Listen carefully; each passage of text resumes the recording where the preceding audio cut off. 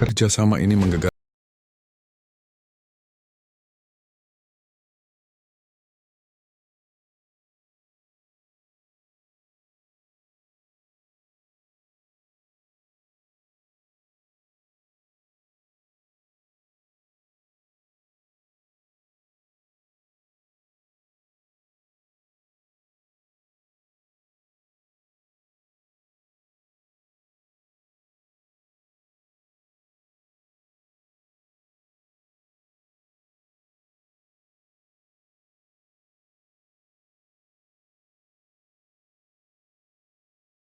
Kita.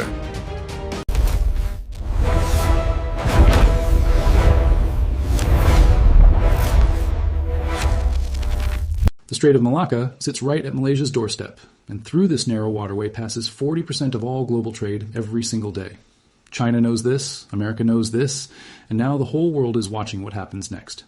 This deal was announced during high-level meetings between Chinese President Xi Jinping and Malaysian Prime Minister Anwar Ibrahim, and the timing could not be more calculated.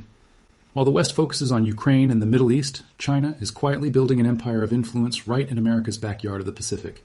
In this video, I'm going to break down exactly what is inside this massive agreement, why China picked Malaysia over every other country in the region, how neighboring nations are reacting with a mixture of fear and envy, and what hidden implications exist that mainstream media refuses to discuss.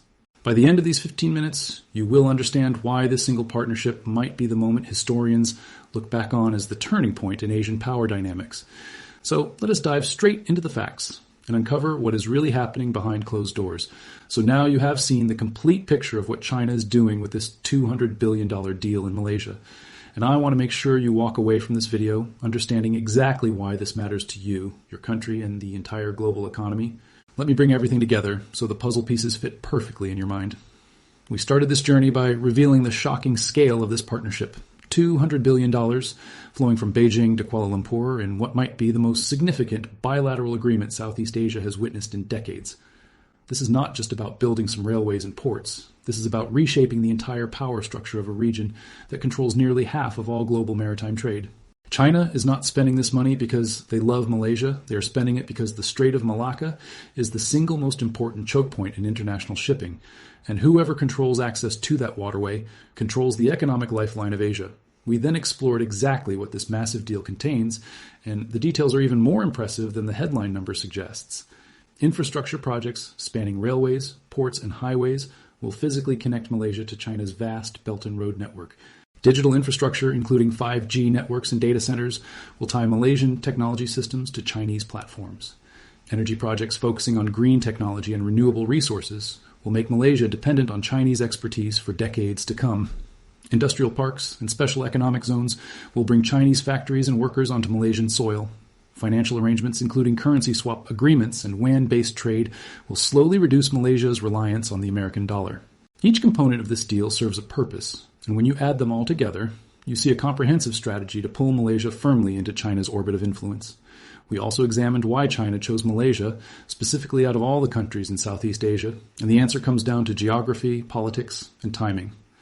Malaysia sits in the perfect location, right at the crossroads of major shipping lanes, with coastlines on both the South China Sea and the Indian Ocean approach.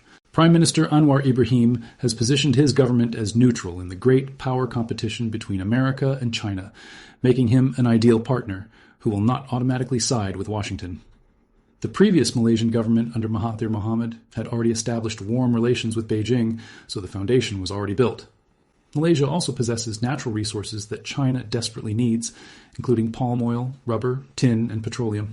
The timing aligned perfectly as America focuses its attention on conflicts in Europe and the Middle East, giving China a window of opportunity to make bold moves in its own neighborhood without immediate pushback.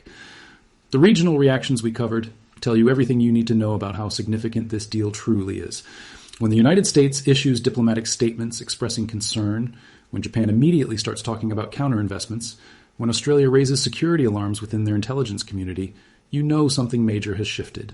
The ASEAN neighbors are caught in an impossible position, wanting Chinese investment money for their own development, but fearing that Malaysia's deal will pull regional influence toward Beijing and away from the balanced approach they have tried to maintain.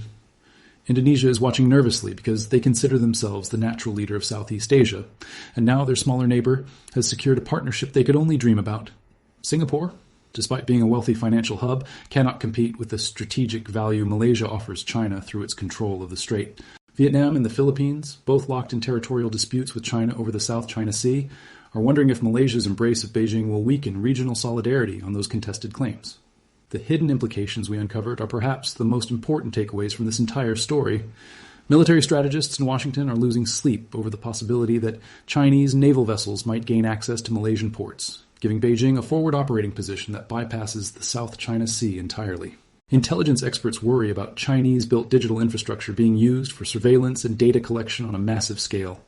Economists point to historical examples like Sri Lanka's Hambantota port, where Chinese loans became impossible to repay, and the country was forced to hand over control of strategic assets for 99 years. Environmental activists raise alarms about the sustainability of rapid infrastructure development and the potential destruction of Malaysian rainforests and coastal ecosystems. Human rights organizations question whether Malaysia will be pressured to adopt more authoritarian governance styles to match their new partner as political system. None of these concerns are being widely discussed in mainstream coverage of this deal, but they represent the real long-term consequences that will unfold over the coming decades. If this information has shocked you and opened your eyes to what is really happening in our world, comment the word awakened below, because I want to know how many of you are truly paying attention to these global power shifts that will affect all of our futures. Now let me tell you what comes next and what you should watch for in the coming months and years. The implementation of this deal will happen in phases, with initial infrastructure projects breaking ground within the next 12 to 18 months. Watch for announcements about the East Coast Rail Link expansion, which will be the flagship project demonstrating the partnership's success. Pay attention to Malaysian government statements about currency arrangements with China, because any move away from dollar-based trade will signal a deeper commitment to Beijing's economic vision. Monitor how other Southeast Asian nations respond with their own deals, because China will use Malaysia as a template to approach Indonesia, Thailand, and even Vietnam with similar offers. The American response will be critical, and you should expect to see Washington announcing competing investment packages, increased military cooperation offers, and diplomatic pressure campaigns to slow China's momentum. Japan and South Korea will likely coordinate with American efforts, offering their own technology partnerships and infrastructure financing as alternatives to Chinese money. The best-case scenario sees Malaysia successfully balancing between great powers, taking Chinese investment while maintaining political independence, and using the infrastructure improvements to become a genuine regional hub for trade and technology. The worst-case scenario sees Malaysia falling into a debt trap, losing control of strategic assets, becoming a satellite state of China politically and economically, and dragging the entire ASEAN region into Beijing, sphere of influence against the wishes of populations who value their sovereignty. The most likely outcome falls somewhere between these extremes, with Malaysia gaining significant economic benefits while gradually sacrificing some foreign policy independence and finding themselves unable to oppose Chinese positions on issues like the South China Sea, Taiwan, or human rights concerns in Xinjiang. Only time will tell which path unfolds, but the trajectory set by this $200 billion deal will be nearly impossible to reverse once the projects are built and the financial ties are established. What you have learned today is not being widely reported because powerful interests on all sides prefer that ordinary people remain ignorant of these geopolitical chess moves.